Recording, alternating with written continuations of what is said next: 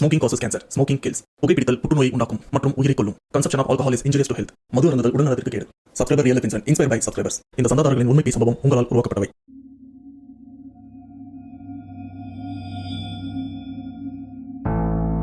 Hi வணக்கம், welcome to our channel back to rewind. Subscriber real life இன்சிடென்ட்ல இன்னைக்கு நாம ரொம்பவே விசித்திரமான ஒரு உண்மை சம்பவத்தை தான் பார்க்க போறோம். இந்த சம்பவத்தோட ஆன்லைன் ஸ்டோரி ஆல்ரெடி நீங்கள் டைட்டிலில் பார்த்துட்டு வந்திருப்பீங்க.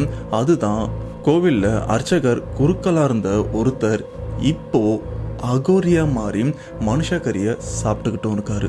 அதுக்கு காரணம் பேயின்னு சொன்னால் உங்களால் நம்ப முடியுமா? ஏன்னா இவரோட லைஃப்பில் நடந்த ஒரு பயங்கர சம்பவத்தால் தான் இப்போது இவரோட லைஃப் தலைகீழ மாறி இருக்கு. அது ஏன், எதுக்காக, என்னதான் இவர் லைஃப்பில் நடந்திருக்கு, அண்ட் ஏன் இப்போ இவர் ஒரு அகோரியா ஊராக சுற்றிட்டு இருக்காரு அப்படின்ற ஒரு உண்மை சம்பவத்தை பற்றி தான் தெளிவாக பார்க்க போகிறோம். அதுக்கு முன்னாடி இந்த மாதிரி பேய் சம்பவம் உங்கள் லைஃப்பில் நடந்திருக்கா? அப்படி நடந்ததுன்னா அதை நீங்கள் என்கிட்ட ஷேர் பண்ணணும்னு நினச்சிங்கன்னா டிஸ்பிளேல தெரிகிற இந்த வாட்ஸ்அப் நம்பருக்கு உங்கள் லைஃப்பில் நடந்த அந்த பேய் சம்பவத்தை ஒரு வாய்ஸ் நோட்டாக எனக்கு நீங்கள் ஷேர் பண்ணுங்கள். அப்படி நீங்கள் ஷேர் பண்ணது உண்மை சம்பவம் உண்மையிலே தெரியலீங்க, அதை நான் கண்டிப்பாக நம்ம சேனலில் போஸ்ட் பண்ணுறேன். ஸோ ஒரு பேசாமல் வீடியோவில் போகலாம். நீங்கள் நம்ம சேனல் புதுசாக மறக்காம சேனல் சப்ஸ்கிரைப் பண்ணுங்கள், பெல் பட்டன் கிளிக் பண்ணுங்கள். இப்போ நம்ம வீடியோவில் போகலாம்.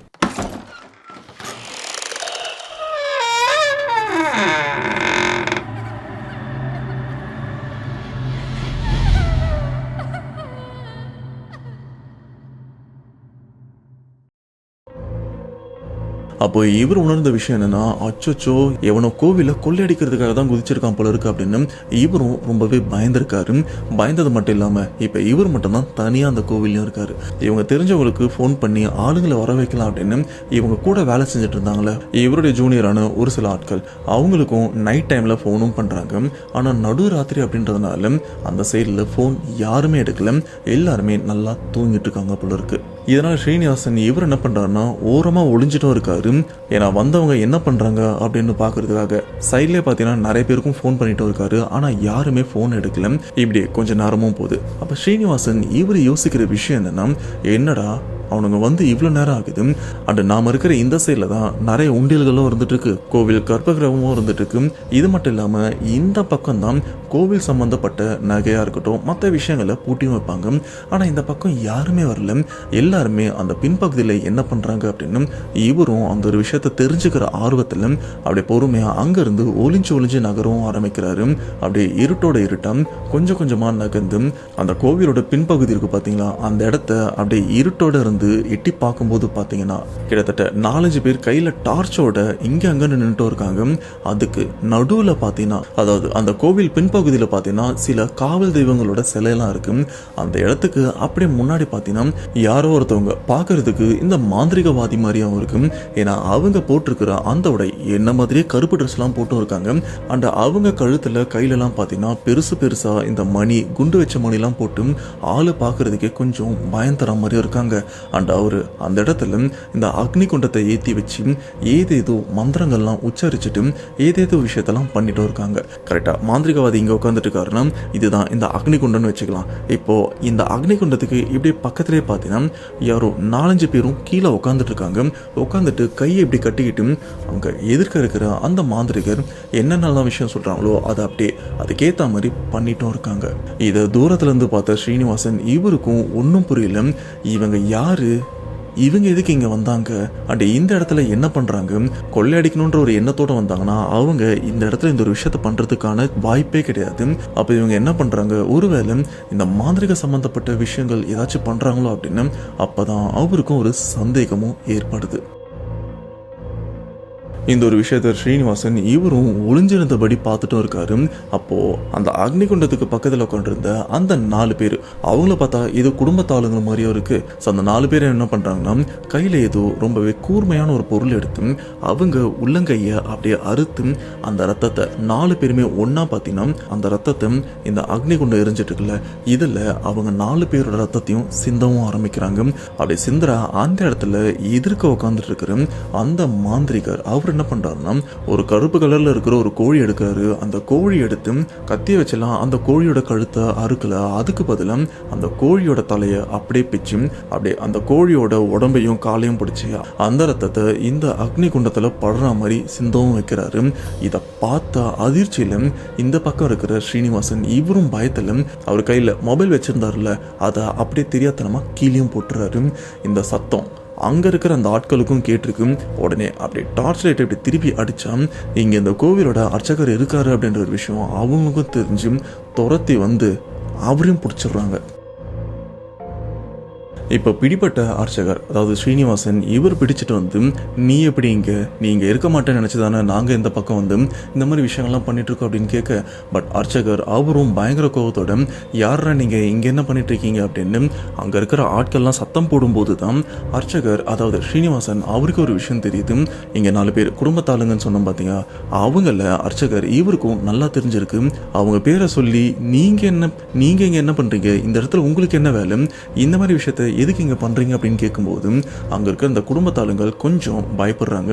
ஏன்னா இவருக்கு விஷயம் தெரிஞ்சிருச்சு அப்படின்னு அவங்க கொஞ்சம் பதட்டமாகவும் ஆரம்பிக்கிறாங்க. ஆனா அங்க சில அடியாட்கள்லாம் இருக்காங்கன்னு சொன்ன பார்த்தீங்களா, டார்ச் லைட் எல்லாம் வச்சுட்டு அவங்க ஸ்ரீனிவாசன் இவரை கொஞ்சம் அடிக்கவும் ஆரம்பிக்கிறாங்க, மிரட்டவும் ஆரம்பிக்கிறாங்க. இன்கேஸ் நாளை பின்ன நாங்க இந்த இடத்துல இந்த மாதிரி விஷயத்த பண்ணோம் அப்படின்னு வெளியில் தெரிஞ்சதுன்னா கண்டிப்பா உன்னை சும்மா விட மாட்டோம், அண்டு உன் குடும்பத்தை பத்தி நல்லாவும் தெரியும், உன் குடும்பத்தாளுங்களை என்ன வேணாலும் பண்ணுவேன், அண்டு என்னை பத்தி உனக்கு நல்லாவே தெரியும்ல அப்படின்னு அவங்களும் மிரட்டினதான் ஸ்ரீனிவாசன் இவரும் சொல்லியிருக்காரு. இதனாலே ஸ்ரீனிவாசன் இவரும் கொஞ்சம் பயந்திருக்காரு. அண்ட் இவருக்கு உடம்புலாம் கொஞ்சம் அடிபட்டிருக்கு. அண்ட் இதுக்கப்புறம் ஸ்ரீனிவாசன் இவரை இந்த இடத்துல அடிச்சு உட்கார வச்சதுக்கு அப்புறம் அந்த இடத்துல அந்த மாந்திரிகம் சம்பந்தப்பட்ட ஒரு சில விஷயங்கள் இன்னும் ஒரு சில சின்ன சின்ன இந்த உயிர் பலிகள்லாம் கொடுக்கவும் ஆரம்பிக்கிறாங்க. ஆடு கோழி இது கூடவே அந்த இடத்துல நைட்டோட நைட்டாம் ஒரு கண்ணுக்குட்டியும் பலி கொடுத்துருக்காங்க. இது எல்லாத்தையுமே பண்ணி அந்த மாந்திரிக பூஜையை அந்த இடத்துல பண்ணி முடிக்கிறாங்க. பண்ணி முடிச்சது மட்டும் இல்லாம அந்த கோவிலோட பின்பக்கத்துல காவல் தெய்வத்தோட செல்லாம் இருக்குன்னு சொன்னோம் பாத்தீங்களா, அந்த காவல் தெய்வத்தோட செல்ல கால் பகுதியில பாத்தீங்கன்னா ஒரு பள்ளத்தையும் தோன்றாங்க. அந்த பள்ளத்தை தோண்டி அதுல சில மந்திரிச்ச பொருட்களை அந்த இடத்துல புதைக்கவும் ஆரம்பிக்கிறாங்க. இதை புதைச்சது மட்டும் இல்லாம இந்த 4 பேர் இருக்காங்களே இவங்களுடைய ரத்தம் அண்டு இந்த இடத்துல இவங்க பலி கொடுத்து ஆடு கோழி அந்த கண்ணுக்குட்டி அதாவது மாடுன்னு கூட சொல்லலாம், இவங்க எல்லா ரத்தத்தையும் ஒரு சின்ன குடுவைக்குள்ள வச்சுட்டு அண்டு ஒரு நூலை எடுக்கிறாங்க. அந்த நூலை அந்த ரத்தத்துல அப்படியே முக்கி அந்த நூலை என்ன பண்றாங்கன்னா சின்னதா ஒரு கயிறு கட்டினா எந்த அளவுக்கு இருக்கும் அந்த மாதிரி அங்க இருக்கிற அந்த காவல் தெய்வத்தோட கையிலையும் கட்டி விடுறாங்க. அப்படி கட்டி விட்டதுக்கு அப்புறம் பாத்தீங்கன்னா அங்க இருக்கிற மண் எடுத்து அந்த கயிறு மேல அப்படி லைட்டா பூசியும் விடுறாங்க. வெளியில இருந்து பாக்குறவங்களுக்கு அது ரத்தம் அப்படின்ற மாதிரி தெரியக்கூடாது அப்படின்ற மாதிரி பண்ணாங்களா இல்ல என்னன்னு தெரியல. சேம் இந்த விஷயத்தை தான் ஸ்ரீனிவாசன் இவரும் சொன்னாரு. ஸோ இதெல்லாம் பண்ணி முடிச்சதுக்கு அப்புறம் பாத்தீங்கன்னா அடுத்து அரை மணி நேரத்துல இந்த இடத்துல இப்படிப்பட்ட ஒரு விஷயம் நடந்தது அப்படின்னு எந்த அறிகுறியுமே விடக்கூடாது அப்படின்னு எல்லாத்தையுமே சரி பண்ணி இந்த இடத்த விட்டும் எந்த வழியா வந்தாங்களோ அதே வழியா தப்பிச்சு அந்த பக்கம் போயிட்டு இருக்காங்க. இதுக்கப்புறம் ஸ்ரீனிவாசன் இவருக்கும் என்ன பண்றதுன்னு தெரியல. இந்த ஒரு விஷயத்த நினைச்சு ரொம்பவே கஷ்டப்படுறாரு. உண்மையிலே இந்த இடத்துல என்ன நடந்திருக்கு அப்படின்னு கூட இவரால் புரிஞ்சுக்கவும் முடியல. அந்த சமயத்துல இந்த இடத்துல என்ன நடந்திருக்கு அப்படின்னு இவர் சொல்லும்போது எனக்கு ஒரு சின்ன ஐடியாவும் கிடைச்சது. ஒருவேளை இதுதான் நடந்திருக்குமோ அப்படின்னு. கண்டிப்பா நான் நினைச்ச மாதிரி தான் நீங்களும் நினைச்சிருப்பீங்க. அது என்னன்றத அப்படியே இந்த வீடியோவை பாஸ் பண்ணிட்டு எப்பா நானும் இதுதான் நினைச்சேன் அப்படின்ற ஒரு விஷயத்த நீங்களும் கமெண்ட் பாக்ஸ்ல மென்ஷன் பண்ணீங்கன்னா உங்களுக்கும் எனக்கும் இருக்கிற அந்த சிங்க் கரெக்டா இருக்கா அப்படின்னு செக் பண்ணிக்கலாம். ஸோ மறக்காம அந்த மாந்திரிகர் இந்த இடத்துக்கு என்ன விஷயத்துக்காக வந்தாங்க, என்ன பண்ணிட்டு போனாங்க அப்படின்றத கமெண்ட் பாக்ஸ்ல டைப் பண்ணிருங்க. இப்போ நம்ம வீடியோக்குள்ள போகலாம். ஸோ இந்த ஒரு விஷயம்லாம் முடிஞ்சதுக்கு அப்புறம் பொழுது விடிகிற வரைக்கும் ஒரு மாதிரி கலக்கத்தோட பயத்தோட தான் ஸ்ரீனிவாசன் இவரும் கோவிலே இருந்துட்டு இருக்காரு. இப்படி பொழுது விடிஞ்சதுக்கு அப்புறம் பார்த்தீங்கன்னா வேலையா போய் குளிக்கவும் ஆரம்பிக்கிறாரு. அண்ட் குளிச்சுட்டு ஒரு மாதிரி கஷ்டத்தோட கோவிலோட நடைய திறந்து அந்த கோவிலுக்கு என்னென்னலாம் பண்ணணுமோ இந்த மாதிரி விஷயம்லாம் பண்ணிட்டும் இருக்காரு. இப்படி காலையில் கோவில் வேலையெல்லாம் முடிச்சதுக்கு அப்புறம் பார்த்தீங்கன்னா வழக்கம் போல அந்த 12 மணி போல இவரும் வீட்டுக்கும் போறாரு. வீட்டுக்கு போனதுக்கு அப்புறம் இப்போ மறுபடியும் அந்த ஒரு பிரச்சனை ஓரளவுக்கு இருந்துட்டு இருக்கு, ஆனா பெரிய அளவுக்கு இல்லை அப்படின்னு கூட சொல்லலாம். ஸோ ஸ்ரீனிவாசன் இவரும் நைட் நடந்த விஷயத்த அப்படியே மைண்ட்ல யோசிச்சுட்டு வீட்லயும் படுத்துட்டு இருக்காரு. இப்படி சாயங்காலமும் வருது. அன்னைக்கு சாயங்காலம் அவரும் கோவிலுக்கு போல, ஏன்னா அன்னைக்கு எந்த விதமான விசேஷ நாளும் இல்லை அப்படின்னு இவருக்கும் தெரியும். ஸோ இருக்கிறவங்க பார்த்துப்பாங்க அப்படின்னு இவரும் அன்னைக்கு 6 நாள் லீவும் எடுத்துட்டு வீட்டில் தான் படுத்துட்டும் இருக்காரு. இப்படி நடுராத்திரியும் வருது. அப்படி நடுராத்திரி வரும்போது பார்த்தீங்கன்னா ஸ்ரீனிவாசன் இவங்க வீட்டு சைடில் நிறைய பேர் கிராஸ் பண்ணிட்டு அலறி அடிச்சுட்டு ஓடவும் ஆரம்பிக்கிறாங்க. ஆரம்பிக்கிறாங்க. இது எல்லாமே இவருக்கு ஏதோ தூக்கத்தில் நடக்கிற மாதிரி இருந்திருக்கு. என்ன இது, யாரோ அலற மாதிரி சத்தம் கேட்குது அப்படின்னு இவங்க வீட்டில் இருக்கிறவங்களும் எந்திரிக்கிறாங்க. எந்திரிச்சு ஸ்ரீனிவாசன் இவரையும் எழுப்புறாங்க. அவரை எழுப்பினதுக்கு அப்புறம் தான் அவருக்கே தெரியுது, அடடா இது நம்ம கனவு கிடையாது, உண்மையிலே நம்ம வீட்டுக்கு வெளியில யாரோ கத்திட்டே ஓடுறாங்க அப்படின்னு. இவங்களும் வீட்டுக்கு வெளியில வந்து பார்த்தா அந்த ஊர்ல இருக்கிற ஒரு சில பேர் ஒரு மாதிரி பயத்தோட அழுகையோட அலறடிச்சுட்டு ஓடிட்டும் இருக்காங்க. ஸ்ரீனிவாசன் அண்ட் இவங்க குடும்பத்தினருக்கு என்ன நடந்ததுன்னு புரியல. அப்ப அந்த வழியா வந்த வயசானவர் அவரே நிறுத்தி அவர்கிட்ட கேட்குறாங்க. அப்படி அவர்கிட்ட கேட்கும்போது ஒரு குடும்பத்தோட பேரை சொல்லி அந்த வீட்டில் இருக்கிறவங்களுக்கு என்னாச்சுன்னு தெரியல, ஒரே நாளில் 2 பேர் அடுத்தடுத்து இறந்தும் போயிருக்காங்க, அதுவும் மர்மமான முறையில் இறந்து போயிருக்காங்க, எல்லாருமே அங்கே தான் போயிட்டு இருக்காங்கன்னு சொல்லும்போது ஸ்ரீனிவாசன் இவருக்கும் அந்த தூக்க காலத்தில் ஒன்றுமே புரியல, என்ன இது இறந்துட்டாங்கன்னு சொல்கிறாங்களே, சரி நம்மளும் போய் பார்க்கலாம் அப்படின்னு சொல்லிட்டு இவரும் அந்த ஸ்பாட்டுக்கு போகிறாரு. அன்னைக்கு போனதுக்கு அப்புறம் தான் இவருக்கும் தெரியுது, இந்த குடும்பமா, ஆல்ரெடி இந்த குடும்பத்துக்கும் நேற்று நைட்டு நாம கோவிலில் பார்த்தோமே ஒரு குடும்பம் இந்த மாந்திரிகள்லாம் பண்ணிட்டு இருந்தாங்களே, இவங்க 2 குடும்பத்துக்கும் 7.5 பொருத்தமாச்சு, 2த்துக்குமே செட்டே ஆகாது, எப்போ பார்த்தாலும் வெட்டி மடிஞ்சுன்னு சாவானுங்க. இப்போ இந்த குடும்பத்தில் 2 பேர் இறந்துருக்காங்க. ஆனால் நேற்று நைட்டு இதே நேரத்தில் தான் கோவிலோட பின்பகுதியில் ஒரு சில மாந்திரிக விஷயம்லாம் பண்ணாங்க. ஒருவேளை அதுக்கும் இதுக்கும் ஏதாச்சும் சம்மந்தம் இருக்கா அப்படின்னு இவருக்கும் கொஞ்சம் சந்தேகமும் எழ ஆரம்பிக்குது. அந்த ஸ்ரீனிவாசன் இவர் வெறும் அர்ச்சகர் அப்படின்றதுனால இவரால் இந்த குறி கேட்கறது, சோழி போட்டு பார்க்கறது, ஆனால் ஏதாச்சும் விஷயம் நடந்திருக்கும் அப்படின்னு கணிச்சு சொல்றது, இந்த மாதிரி விஷயம்லாம் இவருக்கும் தெரியாது. பட் இதை தெரிஞ்ச ஆளுங்களை இவருக்கு நல்லாவே தெரியும். இது உண்மையிலே இதுக்கும் சம்மந்தம் இருக்கான்னு தெரிஞ்சுக்கணும், ஃபர்ஸ்ட் நம்ம இவங்களை போய் பார்க்கணும். ஆனால் இப்போ போய் பார்க்க முடியாது, விடிஞ்சதுக்கு அப்புறம் போய் பார்க்கலாம் அப்படின்னு சொல்லிட்டு அடுத்த நாள் விடிஞ்சதுக்கு அப்புறம் கோவில் வேலையெல்லாம் முடிச்சிடுறாரு. முடிச்சிட்டு ஒரு 12 மணிக்கு மேலே ஸ்ரீனிவாசன் இவருடைய ஃப்ரெண்டு ஒருத்தர் இருக்காரு, அவர் இந்த சோழி போட்டு விஷயத்தை கணிச்சு சொல்றாரு. அண்ட் அவர்கிட்டயும் இந்த மாதிரி இந்த டைம்ல நான் உன்னை பார்க்க வரேன், எனக்கு ஒரு சில விஷயங்கள்லாம் தெரியணும்னு சொன்னதுக்கு அப்புறம் அந்த நண்பரும் ஸ்ரீனிவாசன் இவருக்காக காத்துட்டு தான் இருக்காரு. ஒரு 12:30 மணி போல ஸ்ரீனிவாசன் இவரும் அந்த நண்பர் வீட்டுக்கும் போறாரு. போனதுக்கு அப்புறம் நடந்த விஷயத்த அந்த ஃப்ரெண்டு கிட்ட சொன்னதுக்கு அப்புறம் அவரும் கிளியரா சொல்றாரு, இது 100% மாந்திரிக சம்பந்தப்பட்ட விஷயம் தான். அண்டு நீ சொல்றத பார்த்தா கண்டிப்பா வந்தவங்க அந்த கோவில் பின்புறத்துல இருக்கிற காவல் தெய்வத்துல ஏதோ ஒரு தெய்வத்தை கட்டியும் வச்சுட்டு போயிருக்காங்க. அதாவது குலதெய்வத்தை வந்து கட்டுவாங்கன்னு சொல்லுவாங்க பாத்தீங்களா, அந்த கட்டுற விஷயம் வந்து பாத்தீங்கன்னா ஒரு சில நாட்கள் வரைக்கும் தான் பண்ண முடியும், அதுக்கப்புறம் பண்ண முடியாது. அப்படிப்பட்ட விஷயம் தான் பண்ணிருக்காங்களா அப்படின்னு இப்போ அந்த நண்பருக்கும் ஒரு டவுட் வருது. கொஞ்சம் டைம் கொடு, இதா இருந்தாலும் நான் கணிச்சு சொல்றேன் அப்படின்னு சொல்லிட்டு அவரும் சோழி எடுக்கிறாரு. அண்ட் அந்த இடத்துல மகா காளி அவங்கள முன்னிலையில வச்சு உண்மையிலே நடந்தது என்ன அப்படின்னு தெரிஞ்சுக்கிறதுக்காக சோழியும் உருட்டி போடுறாரு. அப்படி உருட்டி போட்டுட்டு கண்ணை மூடிட்டு கணிக்கவும் ஆரம்பிக்கிறாரு. கிட்டத்தட்ட 5 நிமிஷம் வரைக்கும் கண்ணை மூடிட்டு இருந்த அந்த நபர் கண்ணை மூடினதுக்கு அப்புறம் அவருடைய உடம்பு என்ன பண்ணுச்சுன்னு தெரியல, ஒரு மாதிரி அப்படின்னு அவருடைய தலை மட்டும் வேற திசைக்கு நகரவும் ஆரம்பிக்குது, உடம்பு குலுங்கவும் ஆரம்பிக்குது. ஸோ இதெல்லாம் பண்ணதுக்கப்புறம் கண்ணை பொறுமையாக திறக்கிறாரு. அப்படி திறந்ததுக்கப்புறம் நீ நினைச்சது உண்மைதான், கண்டிப்பாக இந்த ஒரு விஷயத்துக்கு காரணம் அந்த குடும்பம் தான், இந்த ஏ குடும்பத்துக்கும் பி குடும்பத்துக்கும் சுத்தமாக செட்டே ஆகாது போல இருக்கு. ஆனால் இந்த பிரச்சனை காலகாலமாக தலைமுறையாக நடந்து வந்துட்டு இருக்கு. அதோட வெளிப்பாடாக தான் நேற்று நைட்டு இந்த ஏ குடும்பம் வந்து கோவிலில் இந்த மாந்திரிக பூஜையெல்லாம் பண்ணி காவல் தெய்வத்தை கட்டி வச்சிருக்காங்க. அதுக்கு காரணம் இந்த பி குடும்பத்தாளுங்களுக்கு காவல் தெய்வத்தோட அந்த அனுகிரகம் ரொம்பவே அதிகமாக இருந்திருக்கு. ஏன்னா இந்த ஏ குடும்பத்தை சேர்ந்தவங்க இதுக்கு முன்னாடி நிறைய மாந்திரிகமான விஷயம்லாம் பண்ணியிருக்காங்க.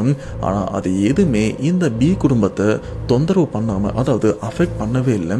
இதனாலே கடுப்பான இந்த ஏ குடும்பம் வேற ஊர்ல இருந்து மாந்திரிகர் வர வச்சு தான் இந்த மாதிரி விஷயத்தெல்லாம் பண்ணியிருக்காங்க. அதனால தான் அந்த குடும்பத்தில் ஒரே நேரத்தில் 2 பேரும் இறந்து போயிருக்காங்க. ஆனால் இந்த ஒரு விஷயம் இதோடு நிற்காது. என்னோட கணிப்புப்படி அவங்க வீட்டில் இன்னும் 2 மரணம் ஏற்படுறதுக்கு அதிகப்படியான வாய்ப்பு இருக்கு அப்படின்னு சொல்லியிருக்காரு. ஸோ இதெல்லாம் கேட்டு தெரிஞ்சதுக்கப்புறம் ஸ்ரீனிவாசன் இவரும் தன்னோட வீட்டுக்கும் வர்றாரு. ஆனால் வீட்டுக்கு வர அந்த ஒரு கேப்லேயே பார்த்தீங்கன்னா அவர் எதிர்பார்த்த மாதிரி, அதாவது அந்த நண்பர் சொன்ன மாதிரி அன்னைக்கு நைட்டு அதே போல் அந்த பி குடும்பத்தை சேர்ந்த குடும்பத்தில் 2 பேர் அமானுஷமான முறையில் இறந்தும் போகிறாங்க. அது இந்த ரத்தம் கக்கி இறந்து போவாங்கன்னு சொல்லுவாங்க பார்த்தீங்களா, அந்த மாதிரி விஷயத்தால தான் அவங்களும் இறந்து போயிருக்காங்க. இப்படி இந்த வீட்டில் அடுத்தடுத்து 4 மரணங்கள் ஏற்பட்ட இந்த ஒரு விஷயம் ஸ்ரீனிவாசன் இவர் மனசை ரொம்பவே பாதிச்சிருக்கு. ஏன்னா எல்லா விஷயமும் தெரிஞ்ச என்னால் இதை அவங்க கிட்ட போய் சொல்ல முடியல அப்படின்னு ஒரு மன வருத்தத்தால் என்ன பண்ணுறாருன்னா, இதுக்கப்புறம் இந்த பி குடும்பத்தில் யாருமே இறக்கக்கூடாது, இந்த ஒரு விஷயத்த இப்போவே நான் அவங்க கிட்ட போய் சொல்கிறேன் பாரு அப்படின்னு சொல்லிட்டு டைரெக்டாக அந்த குடும்பத்தில் போயிட்டு நடந்த எல்லா விஷயத்தையுமே புட்டு வச்சுட்டு இருக்காரு. அதுக்கேற்ற மாதிரி அந்த பி குடும்பத்தில் இருக்கிறவங்க அவங்க குடும்பத்தோட குலதெய்வம் கோவிலுக்கு போயிட்டு அங்கே இருக்கிற பூசாரியை டைரெக்டாக கூட்டிட்டு எங்கே வராங்கன்னா இந்த அம்மன் கோவில், அதாவது ஸ்ரீனிவாசன் இவர் வேலை செய்கிறாருல இந்த கோவிலுக்கு வந்து அந்த கோவிலோட பின்பகுதியில் இருக்கிற அந்த இடத்துல அந்த பூசாரி உடம்புல இவங்க குலதெய்வத்தை வர வச்சு அங்கே பள்ளம் தோண்டி அங்கே புதைச்சி வச்ச அந்த மந்திரிச்ச பொருள்லாம் தூக்கி எறியவும் ஆரம்பிக்கிறாங்க. அண்ட் அவர் கையில் ஒரு ரத்தத்தால் ஆன ஒரு கைரியம் கட்டியிருப்பாங்கல்ல, அதை கழட்டி எரிஞ்சு எல்லாத்தையுமே எரிச்சிடுறாங்க. ஸோ இதெல்லாம் பண்ணதுக்கப்புறம் அவங்க குலதெய்வம் வெளியே வந்துடுது. இந்த இடத்துல கன்ஃபியூஸ் பண்ணிக்காதீங்க, இந்த பி குடும்பத்து ஆளுங்க அவங்களோட மெயின் குலதெய்வம் யாருன்னா சுடலமாட சாமி. ஆனால் இந்த இடத்துல பூசாரி உடம்புல இன்னொரு குலதெய்வம் வந்தாங்கன்னு சொன்னோம் பார்த்தீங்களா, அவங்க கருப்பசாமி. ஸோ கருப்பசாமியோட உதவி மூலியமா இந்த ஒரு விஷயத்தெல்லாம் பண்ணி இப்போ சுடலமாடனை அந்த கட்டிலிருந்து வெளி கொண்டு வந்திருக்காங்க. ஸோ இதுக்கப்புறம் என்ன நடந்திருக்கும் அப்படின்னு உங்களுக்கே புரிஞ்சிருக்கும். 2 குடும்பத்துக்குள்ளேயும் ஒரு கலவரமே ஏற்பட்டிருக்கும். இது மட்டும் இல்லாமல் இந்த சைடில் கட்டி வச்ச சுடலமாடன் இவரோட கோபத்துக்கு இந்த ஏ குடும்பம் ஆளாயிருக்கு. அதுக்கேற்ற மாதிரி அந்த ஏ குடும்பத்திலையும் பார்த்தீங்கன்னா ஒரு சில பெரிய தலைங்க, அதாவது குடும்பத்தோட மூத்தவர்களில் ஒரு சில பேர் இறந்தும் போகிறாங்க.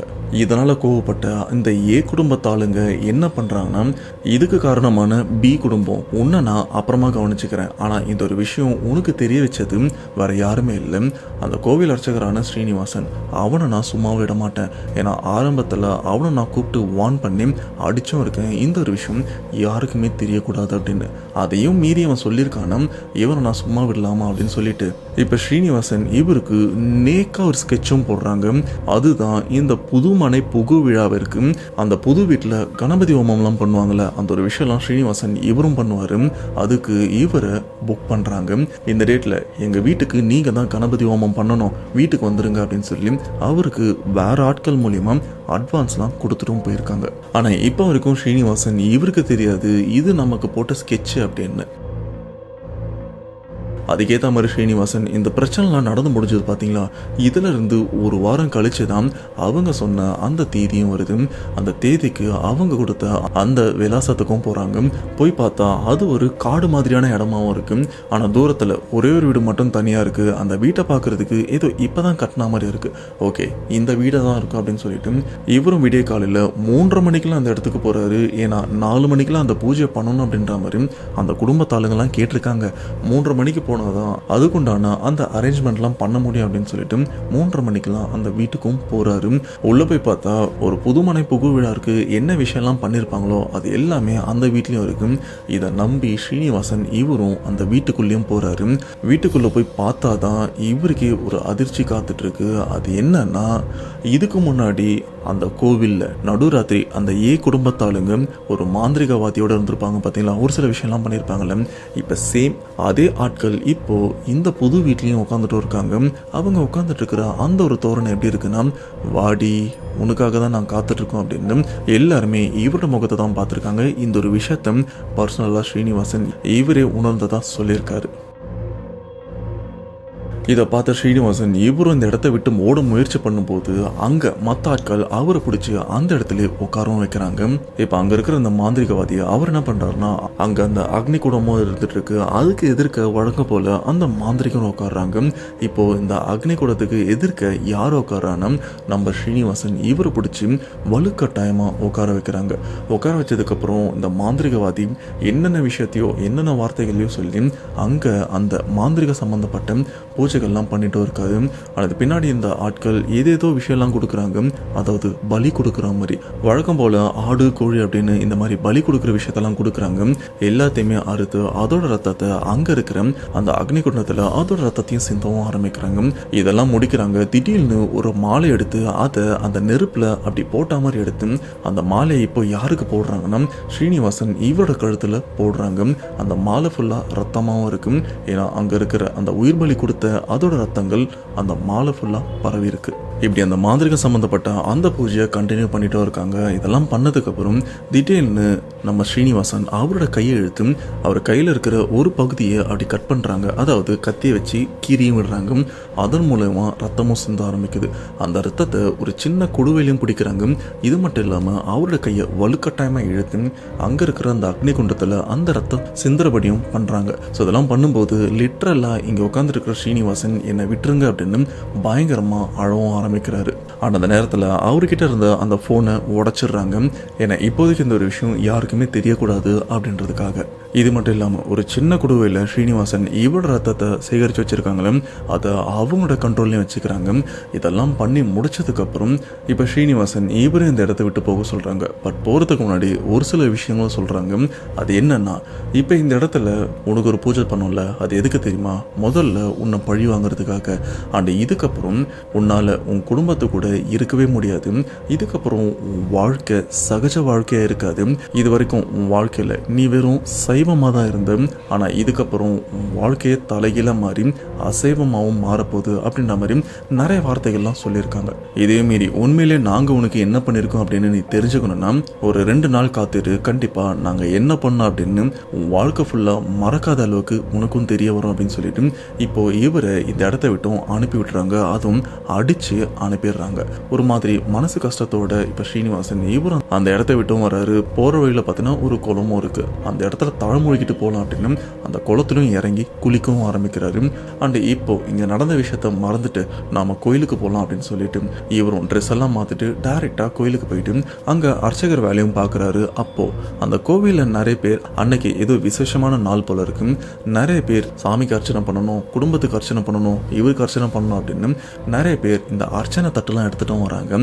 அந்த அர்ச்சனை தட்டுனா கண்டிப்பாக அதில் தேங்காய் இல்லாமல் இருக்காதுல்ல, அதே மாதிரி தான் இங்கேயும் நிறைய பேர் அந்த அர்ச்சனை தட்டோட வராங்க. இதை வாங்கின ஸ்ரீனிவாசன் இவர் என்ன பண்ணுறாருன்னா அந்த தேங்காவை கத்தி வச்சு உடைக்கிறாரு. பட் உடைச்சா தேங்காய் அழுகியும் போயிருக்கு. அது அந்த குடும்பத்துக்கிட்ட கொடுத்து, ஏமா தேங்காய் அழுகி போயிருக்கு, வர வாங்கிட்டு வாங்கன்னு சொல்கிறாங்க. அந்த குடும்பத்தாளுங்க, அதாவது எந்த குடும்பம் அந்த அர்ச்சனை தட்டை கொடுத்ததோ அவங்க கொஞ்சம் கஷ்டப்படுறாங்க. ஐயோ, வாங்கின அர்ச்சனை தட்டில் தேங்காய் அழுகிருக்கே அப்படின்னா அவங்களும் அதை மாற்றுறதுக்காகவும் போகிறாங்க. இதே மாதிரி அடுத்து வேற ஒரு பெண்ணும் அர்ச்சனை தட்டை கொடுக்குறாங்க. அதை வாங்கி உடைச்சு பார்த்தா அதுவும் அழுகிருக்கு. ஆனால் இந்த 2வது மட்டும்தான் அழுகிருக்கு அப்படின்னு பார்த்தீங்கன்னா ஸ்ரீனிவாசன் இவரோட கையால் யார் யாரோட அர்ச்சனை தட்டெல்லாம் வாங்கி உடைக்கிறாரோ அது எல்லாமே அழுகிதான் போகுது. இது அங்கே இருக்கிற ஆட்களுக்கு ஒரு விதமான சந்தேகத்தையும் ஏற்படுத்துது. இந்த ஒரு விஷயத்த ஸ்ரீனிவாசன் இவரே உணர்றாரு. என்ன, நான் உடைக்கிற தேங்காய் எல்லாமே அழுகி போயிருக்கான், இல்லை என் கையால் உடைக்கிறதுனால அழுகிருக்கா அப்படின்னு இவருக்கு ஒரு சந்தேகம் வர இவர் அந்த இடத்த விட்டு கொஞ்சம் தள்ளி வந்து இவர் கூட வேலை செய்கிறாங்களே சக அர்ச்சகர்கள், அதில் ஒருத்தரை வர சொல்லி இந்த தேங்காவை நீங்கள் உடைங்க அப்படின்னு சொல்லும்போது வேற ஒரு அர்ச்சகர் உடைக்கிற தேங்காய் ரொம்பவே நார்மலாக கெட்டு போகாமல் இருந்துட்டு இருக்கு. அண்டு இன்னமும் சந்தேகம் வருது. சரி, இங்கே இருக்கிற எல்லாரோட தேங்காவும் நீங்கள் உடைங்க அப்படின்னு சொல்லும்போது அவரும் மாற்றி மாற்றி அந்த தேங்காவெல்லாம் உடைக்கிறாரு.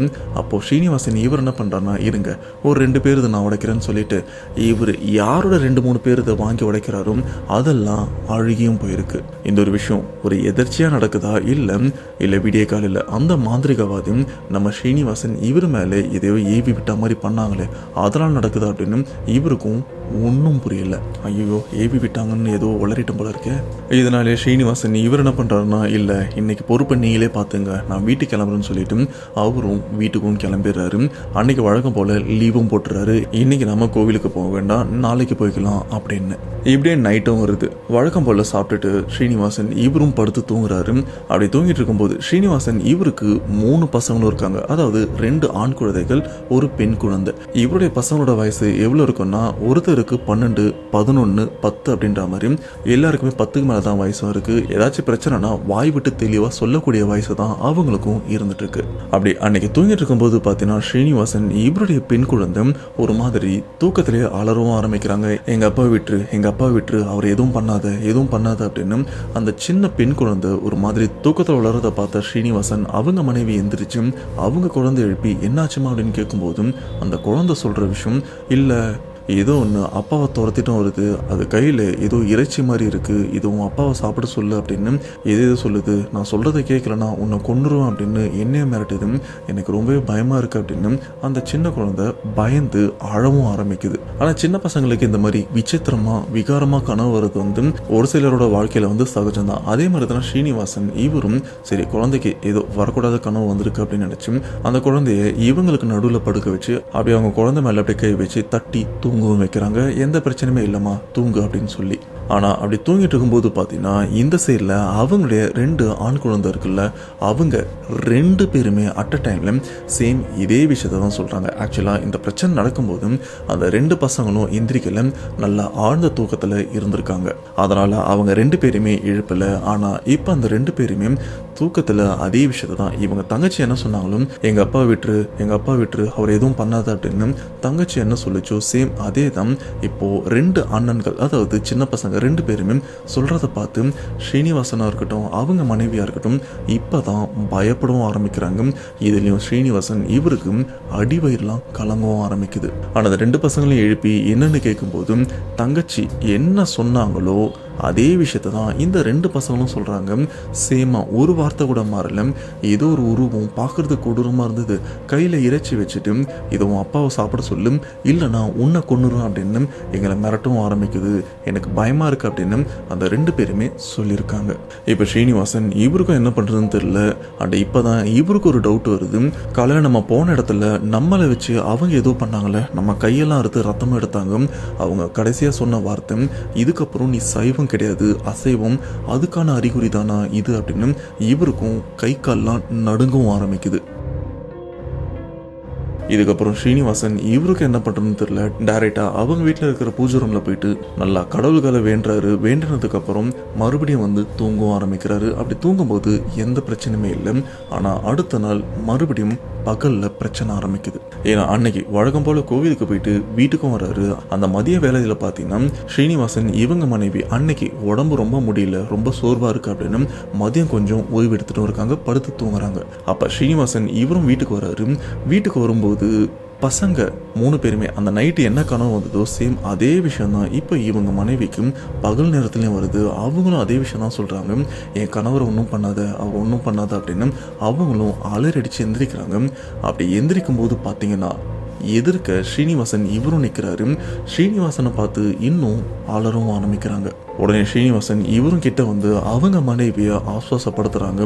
அப்போ அவங்க மனைவி அவங்க கணவரை பார்த்து இன்னமும் பயப்படுறாங்க.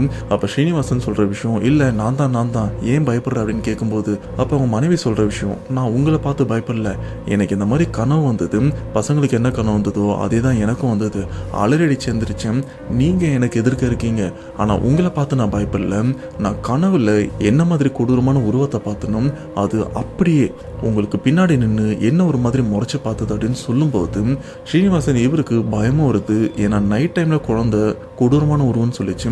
அண்ட் 2 ஆண் பசங்களும் கொடூரமான உருவம் தான் சொன்னாங்க. இப்போ மனைவியும் அதே கொடூரமான உருவம்னு சொல்லி அதை இப்போ நேரில் பார்த்தேன்னு சொல்றாங்களே, அது எப்படி இருக்கும்னு கூட எனக்கு தெரியல. ஏன் இதெல்லாம் நடக்குது அப்படின்னு இவருக்கும் ஒன்றுமே புரியலை. இதெல்லாம் தெரிஞ்சுக்கணுன்னா மறுபடியும் என்னுடைய நண்பனான அவனை போய் பார்த்தா தான் தெரியும் அப்படின்னு சொல்லிட்டு உடனே இங்கேருந்து அந்த நண்பரை தேடியும் போகிறாங்க. அதாவது அந்த சோழியை போட்டு கணிச்சு சொல்லுவார்ல, அவர்கிட்ட டைரெக்டாக போயிட்டு நடந்த எல்லா விஷயத்தையுமே சொல்லிடுறாரு. சொன்னதுக்கப்புறம் அந்த நண்பரே கொஞ்சம் பயப்படவும் ஆரம்பிக்கிறாரு. நீ ஏதோ பெரிய பிரச்சனை மாட்டிருக்கியோன்னு தோணுது, ஆனால் எதாக இருந்தாலும் நான் சோழி போட்டு சொல்கிறேன் அப்படின்னு சொல்லிட்டு அவரும் சோழியை போடுறாரு. சோழியை போட்டுட்டு அதே மாதிரி கண்ணை மூடனா மறுபடியும் அவருடைய உடம்பு இதுக்கு முன்னாடியை விட இப்போ பயங்கரமாக உதறவும் ஆரம்பிக்குது. அது ஒரு மாதிரி பெரிய பதட்டத்தோட அந்த நண்பரும் கண்ணை திறந்து ஸ்ரீனிவாசன் கிட்ட சொல்ற ஒரே விஷயம் என்னன்னா, நீ இதுக்கப்புறமும் நீ தாமதிக்க கூடாது, இதுக்கப்புறம் நீ இந்த ஊர்லயே இருக்கக்கூடாது, நீ இந்த ஊர்ல இருக்கிற ஒவ்வொரு நிமிஷமும் பார்த்தீங்கன்னா உன் குடும்பத்துக்கு தான் ஆபத்து, நீ நினைக்கிற மாதிரி உன் குடும்பம் ரொம்ப சின்னது கிடையாது, உனக்கு 3 குழந்தைகளும் இருக்காங்க, எல்லாமே சின்ன பசங்க தான், உன் மனைவி இருக்காங்க, அப்பா அம்மா உன் கூட தான் இருந்துட்டு இருக்காங்க, இது கூடவே உன் கூட கூட்டு குடும்பமா உன் அண்ணனோட குடும்பமும் இருக்கு, உன் தம்பியோட குடும்பமும் குடும்பமும் இருக்கு. ஸோ இவங்க எல்லாரோட தலையும் கணக்கெடுத்து பார்த்தா கிட்டத்தட்ட 20 பேரு கிட்ட வருது. நீ தாமதிக்கிற ஒவ்வொரு நேரமும் உன்னால இவங்க எல்லாரோட உயிருக்கும் ஒரு பெரிய ஆபத்தே காத்துட்டு இருக்கு. ஆனால் நேற்று காலையில் அந்த புதுமனை புகு விழான்னு ஒன்று கூட்டு போனாங்கல்ல, அந்த இடத்துல நடந்ததே வேற. அவங்க உன் மேல கொடூரமான ஒரு ஆன்மாவை ஏவியும் விட்டுருக்காங்க. அண்ட் அவங்க உன்கிட்ட இருந்து ஏதாச்சும் ரத்தத்தை எடுத்தாங்களா அப்படின்னு கேட்கும்போது இவரும் ஆமான்னு சொல்றாரு. அவங்க உன் ரத்தத்தை அவங்க கண்ட்ரோல்ல வச்சுட்டு இருக்கிறதுக்கு காரணம் இன்கேஸ் நாளை பின்ன இந்த பிரச்சனைல இருந்து நீ வெளியில வந்துட்டனா, அதாவது வேற ஏதாச்சும் மாந்திரிகரை பார்த்து நீ வெளியில வந்துட்டனா மறுபடியும் உன் ரத்தத்தை வச்சு இதே பிரச்சனையில் உன்னையும் தள்ளி விடுவாங்க. அதனாலதான் அவங்க சேஃப்டிக்கு அந்த ரத்தத்தையும் எடுத்து வச்சிருக்காங்க. அண்ட் அவங்க எதிர்பார்க்கறது ஒரே விஷயம் தான், இதுக்கப்புறம் நீ உன் குடும்பத்தோடு இருக்கக்கூடாது, நீ மாமிசத்தை சாப்பிடணும், அதுவும் நர மாமிசம், அதாவது அகோரியா மாதிரி இறந்து போன உடல்களை நீ சாப்பிடணும். இது உனக்குண்டான சாபம். இதுல இருந்து நீ எப்படி வெளியில வர போறன்னு கூட எனக்கு தெரியல. ஏன்னா அந்த பிரச்சனைல இருந்து நீ வெளியில வந்தாலும் அவங்க திரும்ப அந்த பிரச்சனைல உன்னை தள்ளியும் விடுவாங்க. அண்ட் தயவு செஞ்சு கொஞ்ச நாளைக்கு இந்த பிரச்சனை சரியாகிற வரைக்கும் நீ உன் குடும்பத்து கூட இருக்காத, வேற எங்கன்னா இரு அப்படின்னு சொல்லும்போது பார்த்தீங்கன்னா இப்போ ஸ்ரீனிவாசன் இவருக்கு ஒரு ஃபோன் காலும் வருது. ஆனால் அந்த ஃபோன் கால் இவர் வீட்டில் இருந்து தான் வருது. ஸ்ரீனிவாசன் இவரும் ஒரு மாதிரி பதட்டத்தோட தான் அந்த ஃபோன் அட்டன் பண்ணுறாரு. அட்டன் பண்ணி பார்த்தா அந்த சைடில் இவங்க மனைவியும் பயங்கரமாக அழுதுகிட்டே பேசுகிறாங்க. அண்ட் அவங்க பேசுகிற வார்த்தை கூட இவங்களுக்கு சரியாக புரியவும் இல்லை. கொஞ்சம் அவங்கள பொறுமையாக இருக்க சொல்லி என்ன சொல்ல வர அப்படின்னு தெளிவாக கேட்டதுக்கு அப்புறம் தான் ஸ்ரீனிவாசன் இவரும் அவரோட குடும்பத்தை கடைசியாக ஒரே ஒரு தடவை பார்த்துட்டு டைரெக்டாக எங்கே போகிறாருன்னா தமிழ்நாட்டில் இருந்து காசிக்கும் போயிடுறாரு. அப்படி ஸ்ரீனிவாசன் இவருக்கு வந்த ஃபோன் காலில் என்ன நடந்திருக்கு அப்படின்னு கேட்டிங்கன்னா, ஸ்ரீனிவாசன் இவருக்கு 3 பசங்க இருக்காங்க. அதாவது ஒரு பெண் குழந்தை 2 ஆண் குழந்தை இருக்குன்னு சொன்னோம் பார்த்தீங்களா. அதில் மூத்த பையன் இறந்தும் போயிட்டான். எப்படி இறந்துருக்கான்னா அவங்க வீட்டு கிணத்துல தெரியாதனமாக விழுந்து, அந்த சின்ன பையனுக்கு நீச்சலும் தெரியாது. ஸோ அந்த கிணத்துல விழுந்ததில் பார்த்தீங்கன்னா தலையில் அடியும் பட்டிருக்கு. அப்படி அடிப்பட்டதில் அந்த சின்ன பையன் மயங்கிட்டானா இல்லை என்னன்னு தெரியல. ஆனால் கொஞ்ச நேரம் கழிச்சு தான் வீட்டாளுங்க போய் பார்த்துருக்காங்க. அவருடைய சடலும் இறந்து போய் தண்ணியில் வந்துட்டு இருந்திருக்கு. ஸோ இந்த விஷயம் தெரிஞ்சதுக்கு அப்புறம் ஸ்ரீனிவாசன் இவரும் வீட்டுக்கு வந்து அந்த பையனுக்கு என்னென்ன விஷயம்லாம் பண்ணணுமோ அதெல்லாம் பண்ணிட்டு அவங்க வீட்டாளுகிட்ட ஒரு விஷயமும் சொல்றாரு. இந்த மாதிரி கொஞ்ச நாளைக்கு நான் இங்க இருக்க மாட்டேன், நான் ஒரு கோவிலுக்கு போறேன் அப்படின்னு சொல்லிட்டு 2015 அவங்க குடும்பத்தை விட்டு பிரிஞ்சவர் இப்போ 2025 ஆகுது. இப்போ எங்க இருக்காருன்னா காசில ஒரு அகோரி மாதிரி அலைஞ்சிட்டும் இருக்காரு. அண்டு சைவமாக இருந்த அவர் இப்போ அசைவமாகவும் இருக்காரு. அதுவும் அங்கே இருக்கிற இறந்த பிணங்களோட ஒரு சில பாகங்களை சாப்பிட்டுட்டும் இருக்காரு. அதுக்குன்னு டெய்லி அதெல்லாம் சாப்பிட்றாருன்னு கேட்டிங்கன்னா இல்லை, மாதத்துக்கு அந்த ஒரு விஷயத்த கண்டிப்பாக பண்ணி ஆகணும். இதுக்கு நடுவில் அங்கே அவரும் கிடைச்ச வேலையை பண்ணிட்டு அதன் மூலயமா இவருடைய பசியை போக்கிக்கிறதுக்காக சாப்பிட்டுட்டும் இருக்காரு. பட் மாசத்துல ஒரு தடவை அந்த ஒரு விஷயம், அதாவது அந்த இறந்த சடங்குல இவரும் சாப்பிட்டே ஆகணும். இது கூடவே இவரோட குடும்பத்து பக்கமே இவர் தலை வச்சும் படுக்க கூடாது. சொல்லப்போனா கடந்த 10 வருஷமா அவங்க குடும்பத்து ஆளுங்களை இவரும் பார்த்தது கூட கிடையாது. இவரோட நண்பர் இருக்காருல்ல, அவருக்கு ஃபோன் பண்ணி ஃபேமிலி எப்படி இருக்கு, எல்லாம் என்ன பண்றாங்க அப்படின்னு கேட்டும் தெரிஞ்சுக்கிறாரு. அப்படி சொல்ல போனா இப்போ வரைக்கும் ஸ்ரீனிவாசன் இவரும் ஒரு சாபத்துல அலைஞ்சிட்டு இருக்கிற மாதிரி தான் பண்ணிட்டு இருக்காரு. இதுக்கு நடுவில் பார்த்தீங்கன்னா ஒரு பெரிய விரக்தியில இந்த ஒரு விஷயத்துல இருந்து வெளியில வந்தா போதும் அப்படின்னு இவரும் ஒரு சில ஆட்கள், அதாவது இவருடைய நண்பர்கள் உதவி மூலியமா இந்த பிரச்சனைல இருந்து வெளியே வந்திருக்காரு. வெளியில வந்து கிட்டத்தட்ட 6 மாசம் வரைக்கும் எந்த பிரச்சனையுமே இல்லாம இந்த நரமாமிசமே சாப்பிடாம ரொம்பவே சகஜமா இருந்திருக்காரு. பட் இந்த ஒரு விஷயம் அந்த பக்கம் இருக்கிற அவங்களுக்கு எப்படி தெரிஞ்சது அப்படின்னு தெரியல. அந்த 6 மாசத்துக்கு அப்புறம் திரும்ப பழைய குருடி கதவு தரடி அப்படின்ற மாதிரி ஒரு பழமொழி சொல்லுவாங்க பார்த்தீங்களா, அந்த மாதிரி திரும்ப பிரச்சனை இவரையும் தேடி வந்து அடிக்கவும் ஆரம்பிச்சிருக்கு. அப்படி அடிச்ச அடியில் இவரும் இப்போ வரைக்கும் அவர் குடும்பத்தை விட்டு தனியாக தான் இருந்துட்டு இருக்காரு. ஸோ இதை தான் ஸ்ரீனிவாசன் இவரும் நமக்கு ஷேர் பண்ணாரு. இந்த பிரச்சனைல இருந்து இவர் எப்படி வெளியில் கொண்டு வர்றது அப்படின்னு எனக்கும் சுத்தமாக ஐடியாவே இல்லை. ஏன்னா வழக்கமாக நம்ம சப்ஸ்கிரைபர் ஏதாச்சும் பிரச்சனை மாட்டினாங்கன்னா இதுலேருந்து வெளியில் வரதுக்கு என்ன பண்ணால் வெளியில் வர முடியும் அப்படின்னு உங்ககிட்ட தான் கேட்பேன். நீங்களும் அதுக்கேற்ற மாதிரி நிறைய விஷயங்கள்லாம் சொல்லுவீங்க. ஆனால் இந்த இடத்துல நடக்கிறதே வேற. இவர் பிரச்சனைலேருந்து வெளியில் வந்தாலும் ஆப்போசிட்டில் இருக்கிற அந்த ஏ குடும்பத்தினர் திரும்ப அந்த பிரச்சனையில், அதாவது திரும்ப அந்த பள்ளத்திலையும் அவரை பிடிச்சி தள்ளியும் விட்டுறாங்க. அப்படி இருக்கும்போது ஸ்ரீனிவாசன் இவர் இந்த பிரச்சனைலேருந்து வெளியில் வரதுக்கு ஒரே வழி தான் இருக்கு, இல்லை 2 வழின்னு கூட சொல்லலாம். அது என்னன்னா, ஒன்று அந்த மாந்திரிகவாதி இல்லாமல் போயிடணும். அப்படி இல்லைனா இந்த குடும்பம், அதாவது ஏ குடும்பம் இல்லாமல் போயிடணும். இந்த ரெண்டுத்தில் ஏதாச்சும் ஒரு விஷயம் நடந்ததுன்னா கண்டிப்பாக இவருடைய சாபம் அப்படின்றது வந்து நீங்கி சகஜமான வாழ்க்கை இவரோட வாழ்க்கைக்கு திரும்புவார். ஸோ எனக்கு தெரிஞ்சு இது ஒன்று தான் வழி இருக்கும் அப்படின்னு எனக்கு தோணுது. இதை தவிர்த்து வேற என்னென்ன வழி இருக்குது அப்படின்னு நீங்கள் சொன்னீங்கன்னா அவரும் அதுக்குண்டான சொல்யூஷனை பார்த்து இந்த பிரச்சனைலேருந்து டோட்டலாக வெளியில் வரத்துக்கும் வாய்ப்பாகவும் இருக்கும். அண்ட் இந்த சாஃப்ட்வேரை நிறைய பேர் யூஸ் பண்ணிட்டு இருக்காங்க. நிறைய பேருக்கு இது ஒரு பெனிஃபிட்டாகவும் இருக்குது. And top the link, follow the steps and இந்த சாஃப்ட்வேரோட பொட்டன்ஷியல் என்னன்னு டெஸ்ட் பண்ணி பாருங்க. ஸோ ஸ்ரீனிவாசன் இவரோட லைஃப்பில் நடந்த இந்த சம்பவத்தை கேட்கும்போது உங்களோட தாட் என்ன? கண்டிப்பாக இது உங்களை இம்ப்ரெஸ் பண்ணுற மாதிரி ஒரு ஹாரர் இன்சிடென்ட்டாக இருக்கும் அப்படின்னு நான் அடித்து சொல்லுவேன். ஸோ அது எந்த அளவுக்குன்றதை நீங்களே கமெண்ட் பாக்ஸில் டைப் பண்ணி சொல்லிடுங்க. அவ்வளோதான் மக்களே, சம்பவம் ஓவர். இந்த இடத்துல நீங்கள் பண்ண வேண்டிய ஒரே விஷயம், பேக் டு ரிவெஞ்ச் சேனல் இதில் subscriber real life incident base பண்ண நிறைய சம்பவங்கள்லாம் இருந்துட்டு இருக்கு. இதை பாரு, கண்டிப்பாக உனக்கு ஒரு ஹாரர் ஃபீல், அப்படி இல்லைனா ஒரு என்டர்டைன்மெண்ட்டாக இருக்கும். ஸோ பார்க்குறது மட்டும் இல்லாமல் சப்ஸ்கிரைபும் பண்ணிடு அப்படின்னு உங்கள் ஃப்ரெண்ட்ஸ் அண்ட் ஃபேமிலிக்கு நீங்கள் சொன்னீங்கன்னா அண்டு இதை போட்டு காமிச்சிங்கன்னா எனக்கு ஒரு பெரிய மன நிம்மதி, பெரிய சந்தோஷமாக இருக்கும். ஸோ கண்டிப்பாக பண்ணுவீங்க அப்படின்னு நம்புகிறேன். ஸோ இந்த மாதிரி தரமான சம்பவத்தோட அடுத்து கண்டிப்பாக உங்களை வந்து நான் மீட் பண்ணுறேன். அதுவரை உங்களிடமிருந்து விடைபெறுவது உங்கள் நான். Bye.